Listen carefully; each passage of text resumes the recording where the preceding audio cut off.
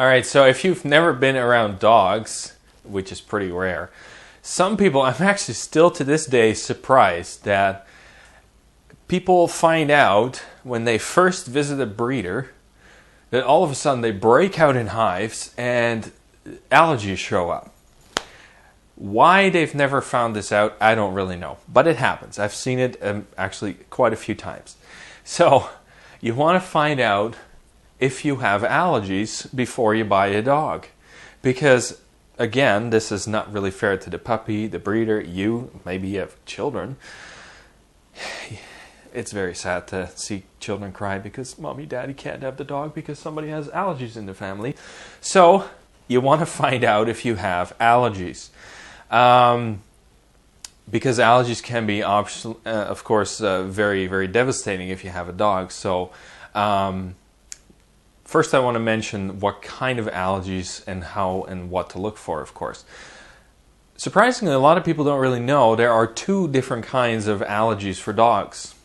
A lot of people think it's the dander, people always tend to say the hair loss, the shedding of the dog will give you the allergies, but that's not true, of course, because you're not sniffing in a chunk of hair from the dog. You're going to be, when you get allergy reactions, it's the tiny little particles coming from their skin, the dander, that gives you the hives. So that's one of the main and probably the most common allergies people have towards dogs. Now, some people can be allergic to cats. Cats are very different in their whole body it's a totally different species. So if you're allergic to cats, it does not always mean that you are going to be allergic to dogs. So what you want to do is find someone that has a dog, maybe visit them and see how you're doing around the dog. You want to find a dog that is not hypoallergenic. I know it's a difficult word, I know. It's a dog that sheds hair, potentially, but it also is a dog that sheds dander. That's really what you want to look for. So this is often a shorter haired dog that can have some dander loss. So as awkward as may be, rub the dog, breathe in the air around the dog just to see if you're going to have a reaction. And if you do, usually within 15 minutes, maybe half an hour, you tend to have a reaction. If you can borrow a friend's dog that may not be hypoallergenic, and you have it in the house for a little bit, you might actually get a reaction to it. So this is good to know, because now you know, yes, you have an allergy reaction to this, and you should be looking for a dog that is hypoallergenic. And that is usually a poodle-ish cross, Shih Tzu. There's a whole bunch of different dogs, Schnauzers.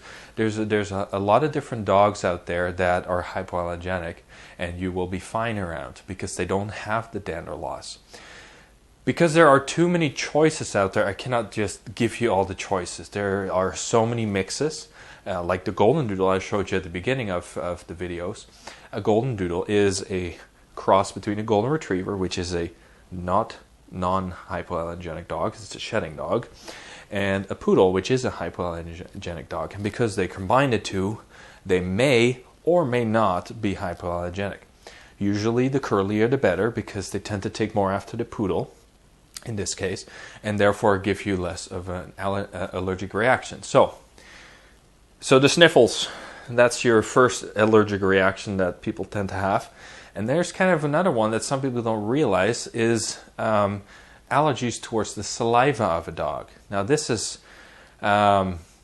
people kind of notice by rashes on their skin, and sometimes it turns red and even bubbles up a little bit. And that is an allergic reaction to the saliva, the spit of a dog.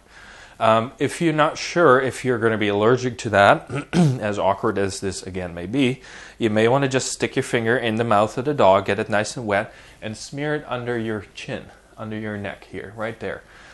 Just do it gently because you don't want to leave a mark on your skin, and just leave it there for a few minutes. Now, I've seen this happen a few times where people do this, and they totally turn red and itchy, and it starts to even sometimes bubble up a little bit.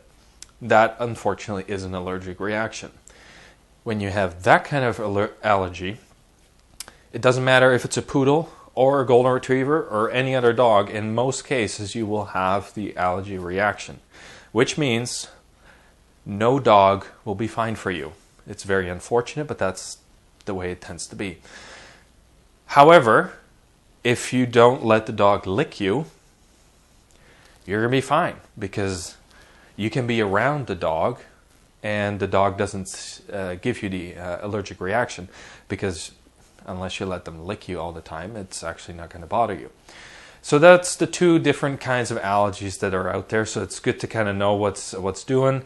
It's good to know if you are having allergies or not. There is a potential solution for it.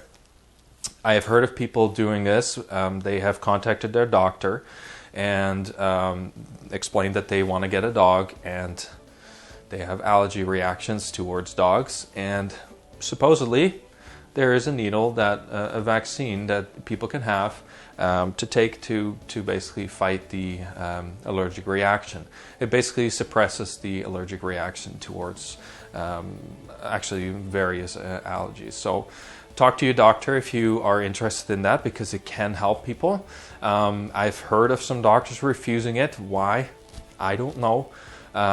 So again, you may have to talk to your doctor about this if they are able to do this and help you that way. So hopefully this will be helpful for if you do have allergy reactions towards dogs.